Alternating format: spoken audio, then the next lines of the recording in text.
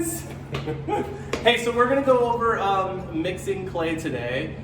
Specifically, we're going to talk about reclaim versus like a fresh batch. One thing that's important, of course, as everything in our clay and glaze lab is our PPE. So we've got closed-toed shoes on. Hopefully we've got an apron. And once we start working with dry powders, we're going to need a dust mask. So this is an N95. We provide them for you. If you want to follow me, camera. We've got them right here in the bin. And the great thing about these is we can reuse them. So we want to grab one, and then when we're done using it, we can put it in a Ziploc baggie. And there should be a Sharpie kicking around here somewhere. Write our names on it. We can use it for the rest of the semester. Okay, so you can see over here on our information center, we've got our recipes for mixing from dry, which would be an entirely new batch of clay, or what we're going to be doing today, which is from reclaim. And these are our reclaim buckets down here. So if you want to come close, we've got all of the information we need here, as well as some visual information on this one about how to tell when it's properly mixed. Okay, so if we're looking at our recipe here, the first step is to remove excess water from the reclaim barrels. And if we pull these out down here, we can see, there's not too much excess water, but we might go ahead and take some of this off. Mostly what we're talking about is when there's a lot of water sitting right on top. And then notice I'm taking this and pouring it into the primary trap. Or, even better yet, if some of our other buckets need water, we can dump it in there. Because there is some solubles in our clay that we want to kind of keep in there if we can.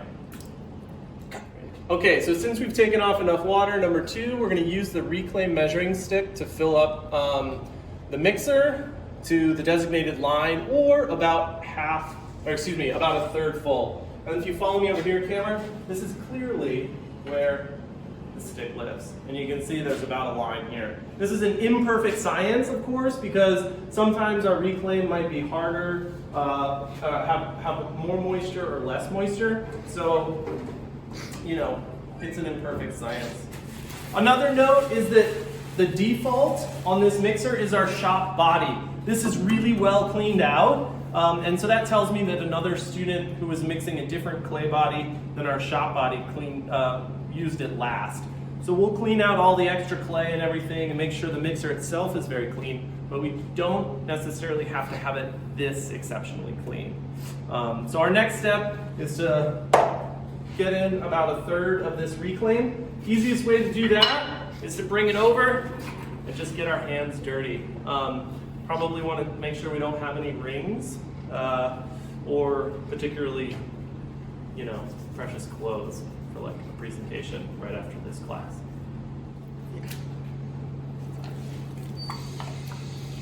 Smells like sulfur. It's surprising.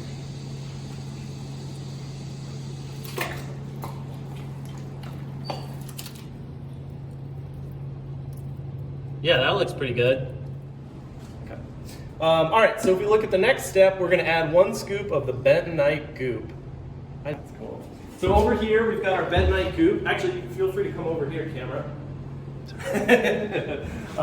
So in here, we've got pre-hydrated bentonite. And if you've never felt this stuff, it's super weird. It's a very particularly interesting type of material. So anyways, we want to get about a scoop of this in there, and then we're going to go ahead and turn the mixer on to just get it homogenizing. Let's see. 26 pounds of powder to 143 pounds of water to fill that whole thing. So in the rest of the world, they use bentonite as pond liners and other things, like if you want to build a big pond in front of your house. Wild. It's like lighter. It's like a Jello. Yeah, so basically, we can kind of do the math on that. It's 5 times. Maybe it expands 5 times its volume with water absorption. You also kind of... Got our bentonite in there. We can go ahead and close the mixer. And you'll note I still don't have a mask on because we're not working with any dry materials yet. So we don't have to have a mask at this point, and we don't have to have the ventilation system on. But as soon as we start working with those powders, we need both of those things on. So to turn this mixer on, if you want to follow me over here, pretty logical. Green button is on, red button is off. We turn it on. It does have an auto safety shut off, which is right here, this little sensor, but best practice is whenever we want to turn it off, hit the red button instead of relying on the safety. Okay, so we're moving on to what, number 4 now. So we want to turn on Snuffy and then turn on the mixer before we add any dry materials. If you'll follow me, I'll show you where we turn on our ventilation system,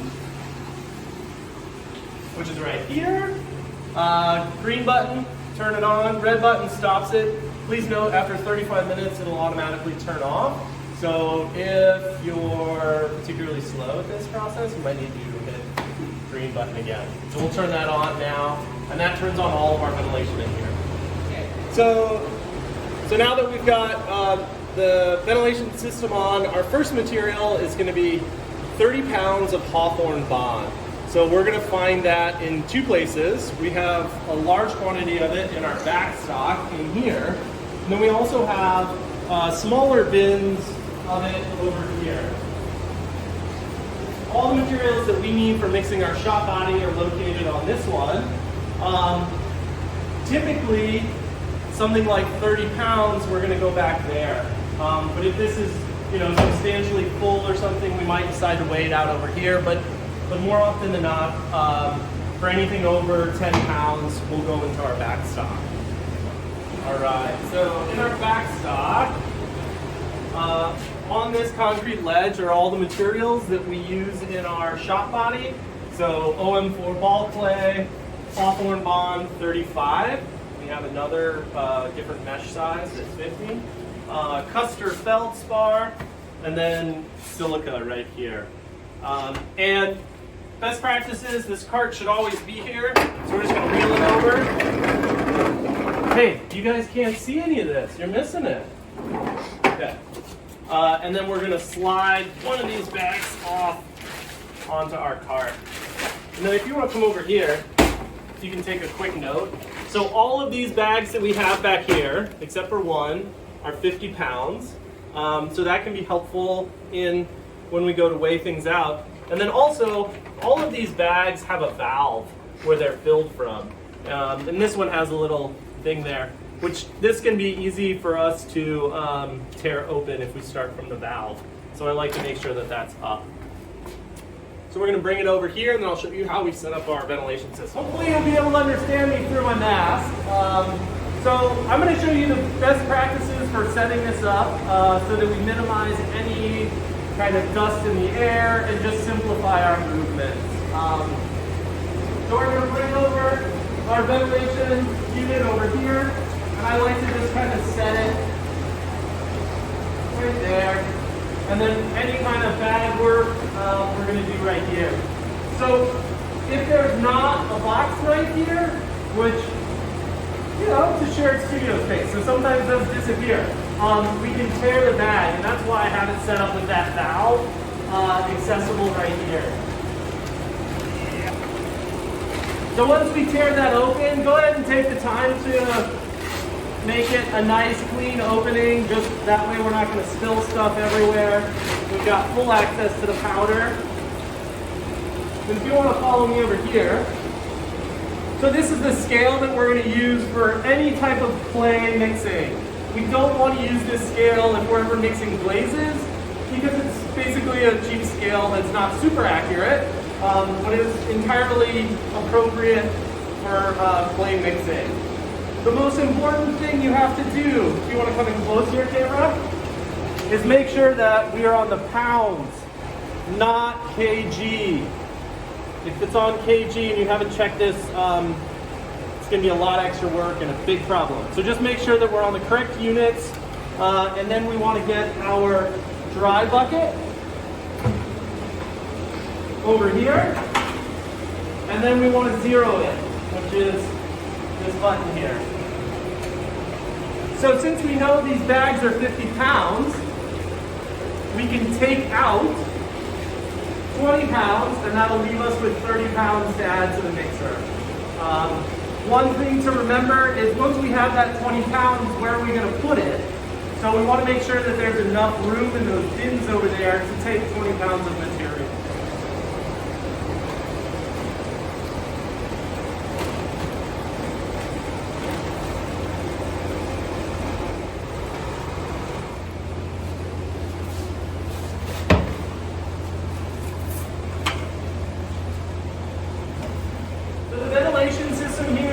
Design of this is really great. So this is where we're going to add our materials. And if you come close, you can see we've got a nice mesh grate here. But when the ventilation system's on, it's drawing air across here. And if we're smart about this, we can add this in a way that wastes nothing and doesn't create any extra dust. So the best practice is to almost treat it like we do a toothpaste bag. So we're going to turn it upside down and then just slowly start rolling. And, you know, we can add the material kind of slowly, but, you know, it's okay. About this speed is good. And as you can see, there's almost no dust escaping.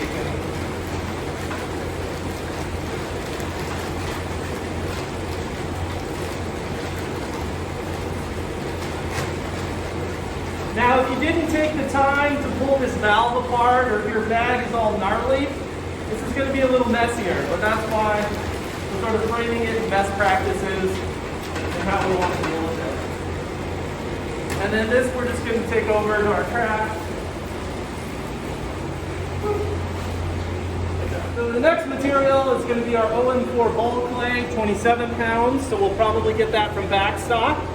And then the two smaller additions of Custer and silica we can probably take from the bins that are here in the lab. Definitely getting to work. Oh, you want to add it?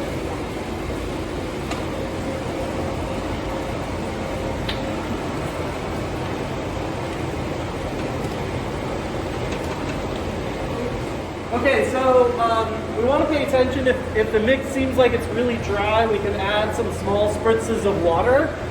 We want to try and add it to the center of the mixer and while it's running. But otherwise, you know, more often than not, it's going to be right in the zone, or if anything, on the side of being a little bit wet. While it mixes, this is the time we want to clean, and so we're looking for this level of clean all over this mixer. We'll take care of all this. We also want to make sure that we're looking at the floor. We have a vacuum in the electric filter room that can be useful for taking care of some of that.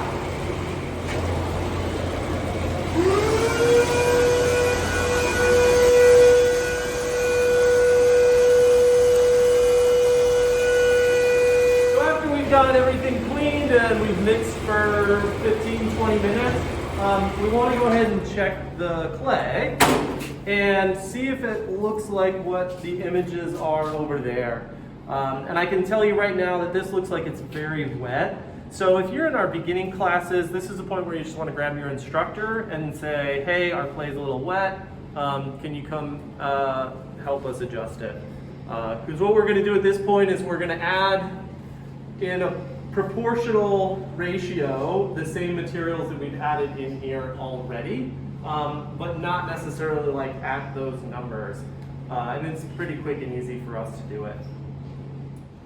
So if we're trying to understand where our clay is at in terms of if it's too wet or too dry, this image, these two images illustrate that really well. So what we want to look at is right on the edge of the mixer, see how the clay is starting to peel away a little bit? This is perfect. This is right where we want to be. Over here, we can see it's pretty much pasted on there. And that means that it's too wet. So again, if this is something you run into and you're in our Ceramics 1 class, just go grab an instructor and they'll add enough dry material. Let me show you what it looks like in the mixer itself. So if you can come over here, we can see that along the wall here, it's peeling off. It's not smoothed and thin. You can also see it all the way around where it's starting to kind of peel off. So another thing to remember is that clay out of the mixer is the softest it's ever going to be. It's going to firm up as it sits, and it's going to firm up as it cools down. Because of the mixing process, there's a bit of friction. Often it's warm, so it may feel like it's too soft, but likely it's perfect. All right, great. So once we've got our clay at that perfect consistency, the next step is going to be bagging it up and kind of scraping out the mixer and finishing out our process. This is going to be the easiest place to take the clay out of. Once this area is depleted, we can just close the lid, turn it on, and it'll loosen everything up. We want to come over here and zero out our scale because it may have a negative if we were weighing out materials. When we buy clay from the store, they come in 25-pound blocks. For our purposes, we want to weigh out between 21 and 22.5 pounds. That just makes it easier for bagging. So typically, if we have 3 students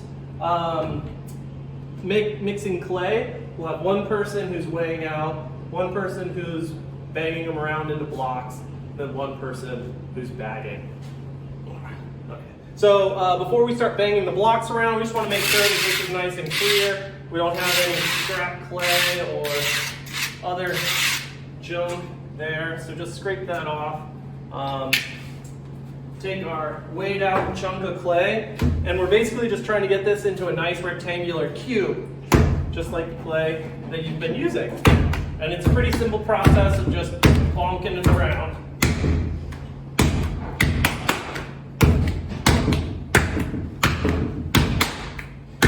It's probably helpful in your group to rotate too, so one person isn't the person who's putting out all the force to do this, one person's digging out the clay, so after you do a few things, maybe switch jobs. So I'd say that's about ideal. After that, our bagger is going to be getting plastic bags and doing the bagging process. This is how we bag all of our clay here. So you'll note the open end of the bag is sitting here, facing me. I've got my block of clay. I'm going to just plop it right on top, and then we'll kind of stick that on there, and then we begin to roll. And just keep rolling and wrapping that clay, wrapping the bag around the clay. So right now, I'm looping back over that first layer, so it has one whole layer of plastic over it, and I just keep going, and in the end, we end up with a double bag, without any struggle, beautiful block of clay.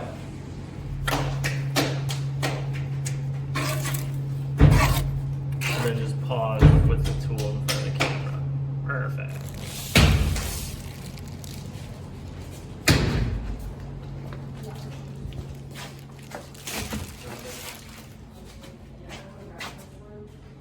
And when everything's all cleaned out, it should look like this. And we just want to put a bag on it, like so, and close the lid. And we're good to go.